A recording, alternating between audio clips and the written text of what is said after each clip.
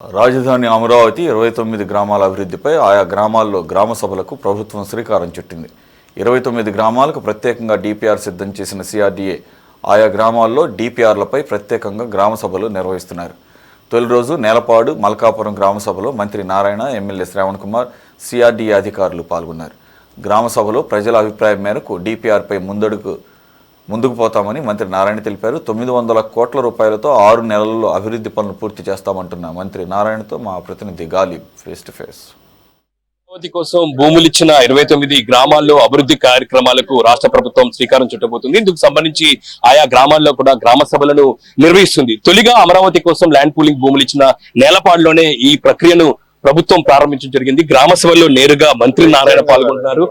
ఆయా గ్రామాల నుంచి కూడా, గ్రామస్తుల నుంచి కూడా అభిప్రాయాలు తెలుసుకుంటున్నారు. అంటే మౌలిక వసతులు అంటున్నారు గ్రామాల్లో, అవి ఏ విధంగా ఉండిపోతున్నాయి, దానికి సంబంధించిన ప్రక్రియ ఎప్పుడు ప్రారంభమైంది? యాక్చువల్ గా సిటీ ఏదైతే గ్రామ కంటాల బయట ఏదైతే రోడ్స్, డ్రైన్స్, సివరేజ్ చేస్తున్నామో అవన్నీ ఒక లెవెల్ మీద చేస్తారు.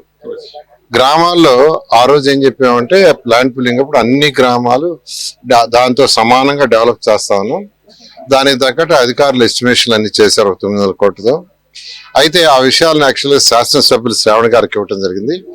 వారు యాక్చువల్గా ఇక్కడున్న నాయకులతోనూ ప్రజలతోనూ మాట్లాడారు. వాళ్ళు కొన్ని సజెషన్స్ ఇచ్చారు. మళ్ళా కూడా యాక్చువల్గా అందరితో మాట్లాడుతూ నేనే శ్రావణ్ గారిని రిక్వెస్ట్ చేస్తే ఈ రోజు 2 గ్రామాల్లో యాక్చువల్గా మీటింగ్ పెట్టారు.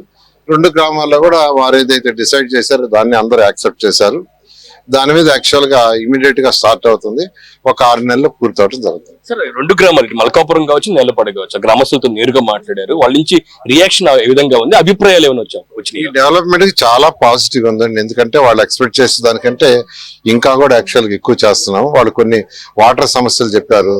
అయితే వాటర్ సమస్య పర్మనెంట్ గా అంటే ఇప్పుడు జనరల్ గా ఏంటంటే 40 లీటర్లు పర్ హెడ్ ఇస్తారు. ఇప్పుడు ఇవ్వబోయేది 135 litres per day per head. అంటే ఒక మున్సిపల్ కార్పొరేషన్ మెట్రో సిటీస్ కి ఏ విధంగా అయితే ఫెసిలిటీ ఇస్తారో అదే విధంగా ఫెసిలిటీ ఇచ్చేందుకు ఇక్కడ డిజైన్ చేయడం జరుగుతుంది. గ్రామ కంటాలు రోడ్ల అంశాలకు సంబంధించి కూడా మీ దృష్టికి తీసుకెళ్లారు. వాటికి సంబంధించిన నిర్ణయం ఎలా ఉంది?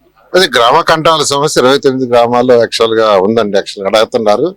దాన్ని సాల్వ్ చేయడానికి కమిటీ వేస్తున్నాం. ఆ కమిటీ డిసైడ్ చేసే దాన్ని బట్టి ముందుకు పోవడం జరుగుతుంది. గ్రామ సభలతోనే అయిపోతుందా, లేకపోతే మరిన్ని అభిప్రాయాలు తీసుకునే అవకాశం ఉన్న నేపథ్యంలో ఇంకేమైనా కార్యక్రమాలు గ్రామాల్లో ఈ అంశానికి సంబంధించి తీసుకునే అవకాశం? ఖచ్చితంగానండి. నేను యాక్చువల్ గా 2 గ్రామాలు నేను శాసనసభ్యులు చెప్పాము. 2 నెలలకు ఒకసారి వస్తాము.